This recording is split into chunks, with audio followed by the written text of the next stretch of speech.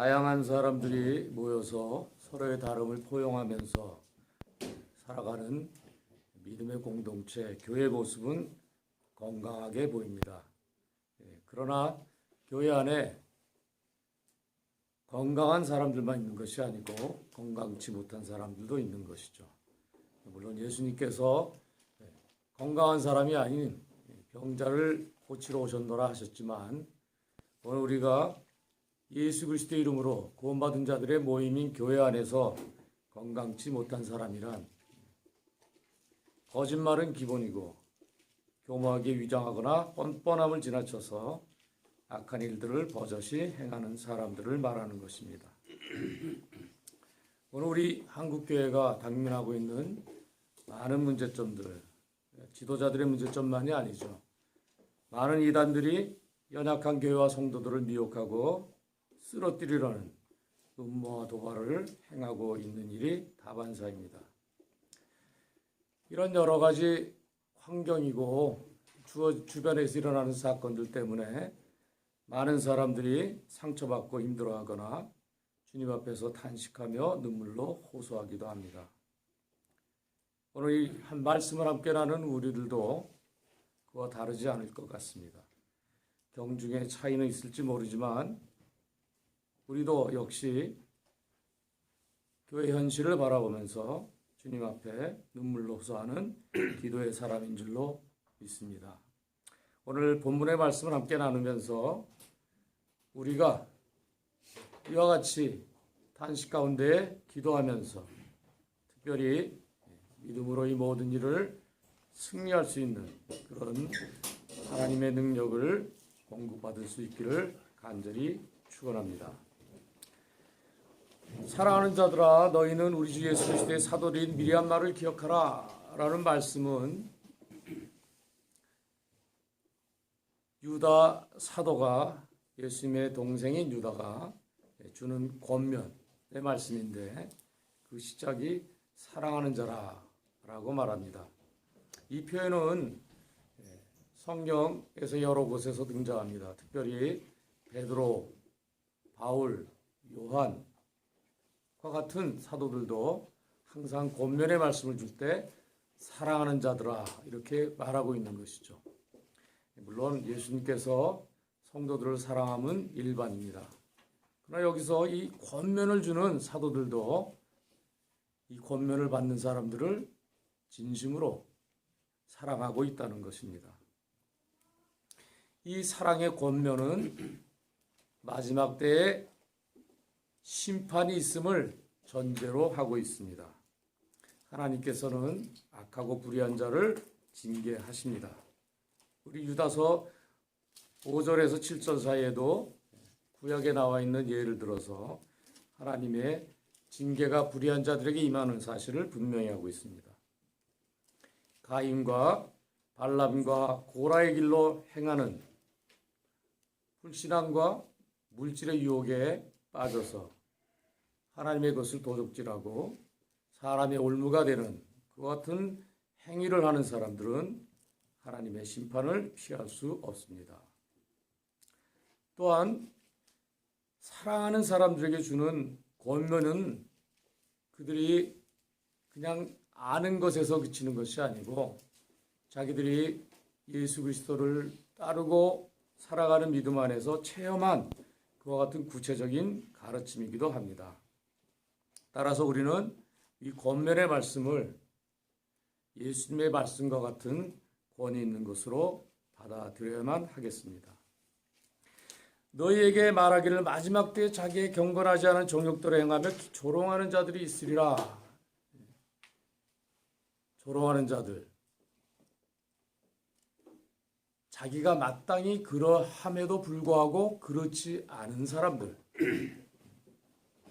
우리가 성도라면은 하나님께 사랑받고 사도들의 사랑을 받는 사람이라면 우리가 마땅히 하나님의 말씀을 붙잡고 기도하며 그 말씀으로부터 생명을 얻고 능력을 얻고 회복을 얻고 우리가 이 세상에 가서 빛과 소금으로 세상을 변화시키는 일을 감당해야 하는데 그렇지 않은 자들 이런 사람들을 기롱하는 자라, 조롱하는 자라 이렇게 말하는 것입니다. 다시 말해서 자기의 경건치 못한 정욕대로 행하면서 살아가는 사람들이죠. 하나님의 복음을 세격거리로, 세상의 비웃음과 조롱거리로 만드는 사람이 바로 조롱하는 사람들입니다. 이 사람들은 결과적으로 교회를 분열시키고 성도들에게 커다란 상처와 고통을 안겨주는 사람들이죠. 이 사람들은 스스로는 성령의 사람이라고 하지만 성령이 없는 자입니다. 사도는 계속해서 말합니다. 사랑하는 자들아, 너희는 너희의 지극히 거룩한 믿음 위에 자신을 세우며 성령으로 기도하며. 거룩한 믿음은 무엇이겠습니까? 우리 주 예수 그리스도 십자가의 죽으심과 부활을 통해서 우리에게 주신 유일한 하나님의 참 구원 되시는 예수 그리스도, 그분이 우리에게 주신 선물로서의 믿음이고 그분이 우리에게 모범으로 보여주신 삶으로서의 믿음이라고 할 수 있겠습니다. 우리가 받은 것이 바로 이와 같이 거룩한 믿음인 것입니다. 세상 어느 누구도 대신할 수 없고 흉내낼 수 없는 것, 그 믿음 위에 우리가 세워진 것입니다. 따라서 우리는 예수 그리스도의 가르침, 그 가르침을 소홀히 해서는 안 될 것입니다.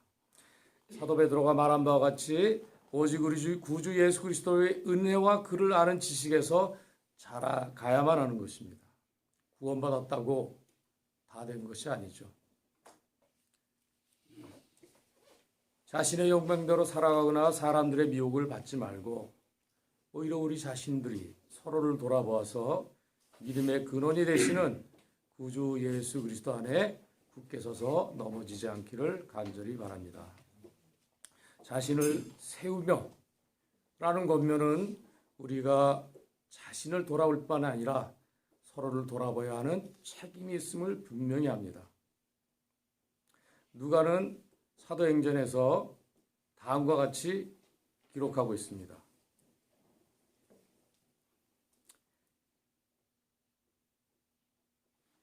우리 한번 행전의 말씀을 함께 볼까요? 2장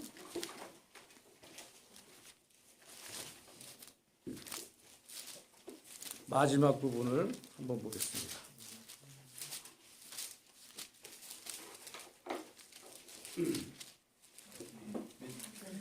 네, 우리 2장 46절, 47절 함께 합독하겠습니다.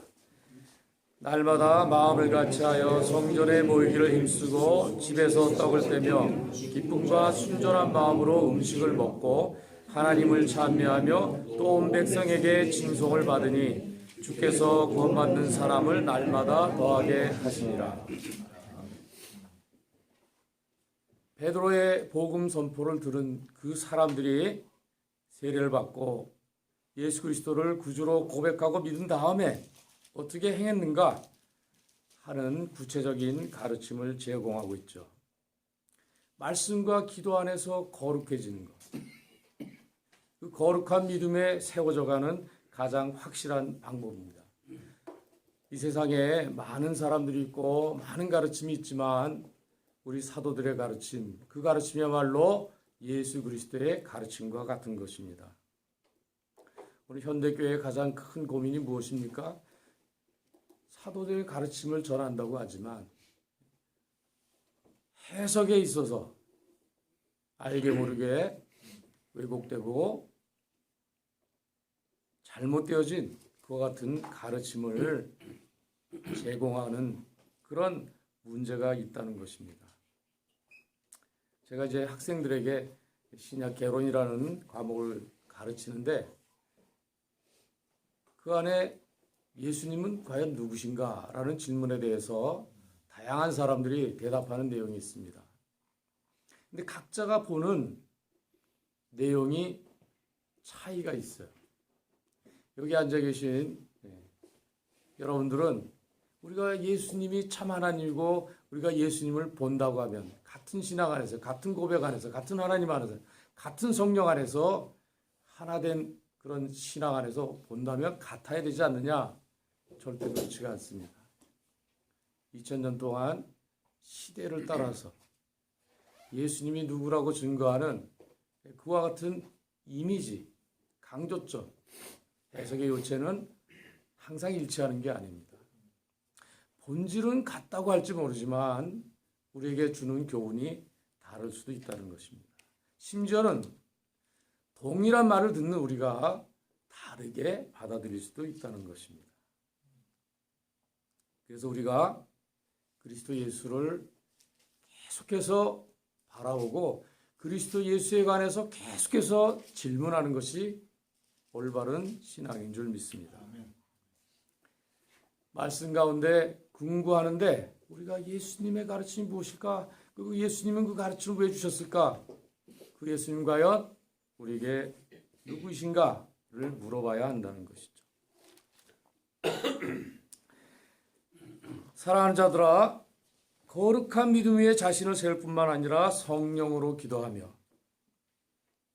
많은 기도, 다양한 기도, 여러 가지 기도가 있을 수 있습니다. 개인의 경건을 위한 기도, 나라와 민족을 위한 기도, 하나님 없는 교회를 위한 기도, 여러 기도가 있을 수 있죠.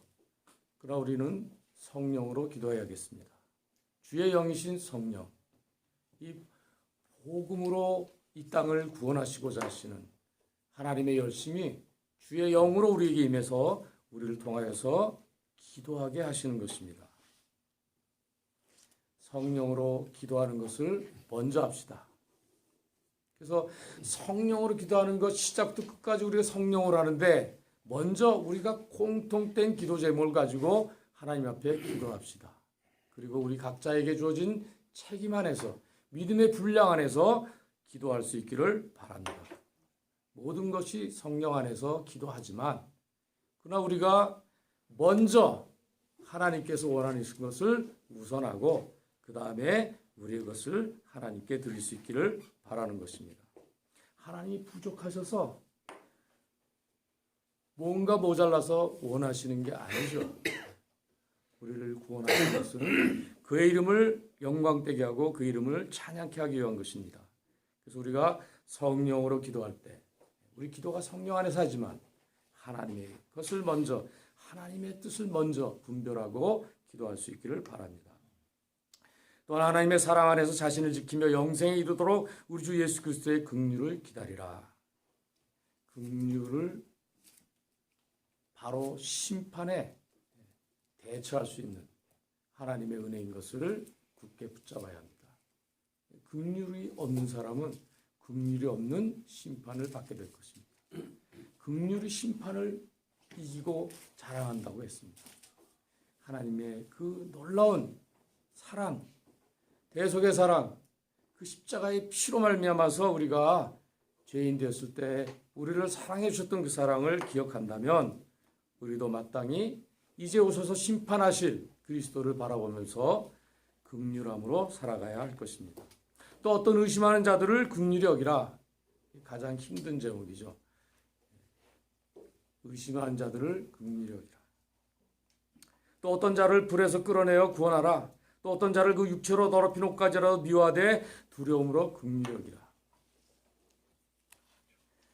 저도 혈기가 있는 사람이고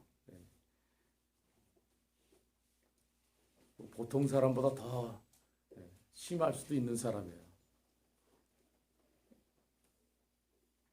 그래서 그 불의한 것 이런 걸 보면서 야 정말 견디기가 너무 힘듭니다.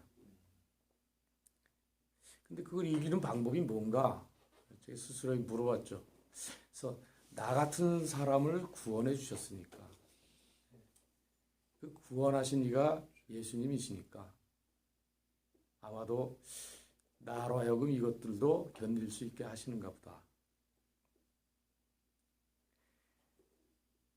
그런데 여전히 교만해가지고 겸손하지 않아서 이렇게 의심하는 사람들, 뭔가 좀 부족하다고 생각되어지는 사람들, 또 실제로 잘못을 행하는 사람들, 이런 사람들 볼 때마다 비판하고 정죄하기 바쁜 것입니다. 내 자신을 돌이켜서 하나님 앞에서 자기를 낮추는, 그래서 남을 나보다 낮게 여기는 것이 너무도 힘든 거예요. 잘못된 것, 부족한 것을 보면 참을 수가 없는 거예요. 그러나 우리 사도 유다는 긍휼히 여기라. 부족한 사람은 잘못이 있더라도 그 심판에 이르지 않도록 우리가 함께 참여한 그 긍휼의 심판에 함께 참여할 수 있도록, 그래서 우리가 심판받은 자인 것처럼 믿음으로 살아가자, 이렇게 권면하는 것이죠. 오늘 유다서를 기록한 목적은 3절에 있습니다. 사랑하는 자들아, 우리가 일반으로 받은 구원에 관하여 내가 너에게 편지하려는 생각이 간절하던 차에 성도에게 단번에 주신 믿음의 도를 위하여 힘써 싸우라는 편지를 너희를 권하여 할 필요를 느꼈느니.